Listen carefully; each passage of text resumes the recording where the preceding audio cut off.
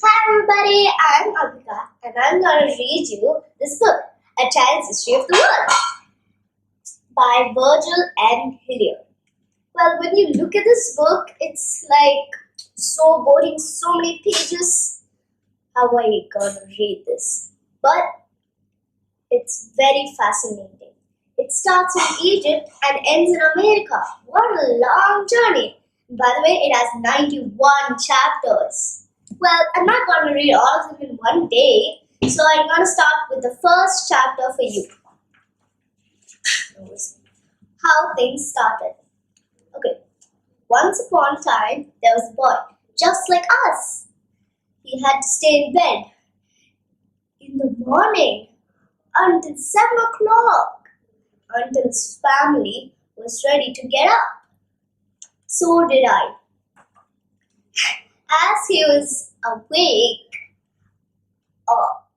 long before this time, used to lie there and think about all sorts of curious things. So did I. One thing he used to wonder was this: what would the world be like if there were no fathers and mothers? Oh, no uncle and aunts, no cousins, or other children to play with. Oh no people at all, except himself in the whole world. Oh, what a weird imagination. Perhaps you have wondered the same thing. So did I.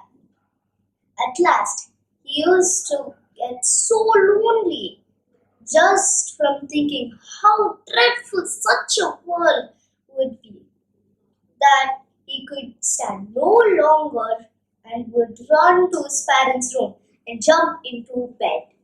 Oh, boy, there sighed just to get this terrible thought out of his mind. So did I, for I was the boy. Well, there was a time, long ago, when there were no men or women or children, no people of any kind in the whole world. Of course, there were no houses, uh, for there was no one to build them or to live in them. No towns or cities, nothing that people make. They were just animals, mastodons, and dinosaurs, birds and butterflies, frogs and snakes, turtles and fish. Can you think of such a world as that? Then, long before that was time when there were no people and no animals of any sort in the whole world. There were just growing plants. Can you think of such a world as that? Comment. Then, long before there was a time when there were no people, no animals, no plants in the whole world. There was just bare rock and water everywhere. Can you think such a world as that? Then, long, you might keep on saying, long, all day and tomorrow and all next week and next month and next year, and would be not long enough. Before this, there was a time when there was no world at all. No world at all. Only the stars and the God who made the stars. The real stars are nothing with points, like those in the corner of a flag. Or the gold once you put in Christmas tree. The real stars in the sky have no points. They're huge burning balls of fire. Balls of fire. Each star, however, is so huge that there is nothing in the world now anywhere nearly as big. One one scrap of a star is bigger than our whole world. How big it can be than our whole world? One of these stars is our sun. Yes, our sun. The other stars would look the same as the sun if we could get as close to them, but at that time, so long ago, our sun was not just big and round, white, hot ball as we see it. Well, the sun's sputtering and throwing off sparks. Here's a picture. It's looking more like a galaxy and a bunch of white sparkles, right? In the sky today, it was then more like the fireworks you may have seen on the 4th of July. It was whirling and sputtering and throwing off sparks.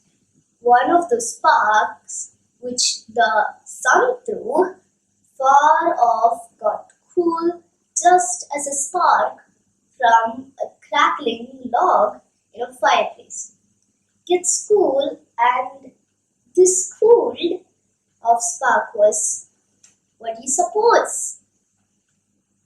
See if you can guess. It was our world. Yes, the world on which we now live. At first, however, our world or earth was nothing but a ball of rock.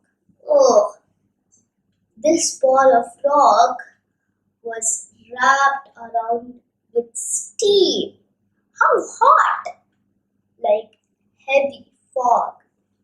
Then the steam turned into rain, and it rained on the world. And it rained, and it rained, and it rained, until it had filled up the hollows and made enormously big puddles. These puddles were, what do you think? Well, the oceans, of course. The dry places were bare rock. Then, after this came the first living things. Tiny plants. See how tiny the words are. I don't think you can read them. That you could only have seen them under a microscope. At first, they grew only in the water, then along the water's edge, then out on the rock, then the dirt or soil, as people call it, formed all over the rock and made the rock into land. And the plants grew larger and spread farther over the land. Then after this came the first tiny animals in the water. They were wee specks, too small, like the first plants to be seen without the help of a microscope. Oh my God, so tiny things. Then after this, in the water came larger animals like jellyfish and crabs and horseshoe crabs. Then after this came insects. Some that live in water, some on the water, some on the land like cockroaches, and some in the air. Then after this came fish that live only in the water. Which fish do you think will live in the land? Write in the comments. Then after this came animals like frogs called amphibians that live in water and also on the land. Then after this came reptiles like snakes, turtles, lizards and huge dinosaurs. Then after this came birds that lay eggs and mammals like fox and monkeys and cows that nurse their babies when they are born. Then last came of all came. What do you suppose? Yes, people, men, women, and children. Finally, humans. Here are the steps. See if you can take them. Stars, sun, spark, world, steam, rain, oceans, plants, animals, jellyfish, insects, fish, amphibians, reptiles, birds, mammals, people. Here we are. What do you suppose will be next? Well, please write that in the comments. That's all for today. Goodbye. Please subscribe to this channel and don't forget to smash that like button and share it with your friends.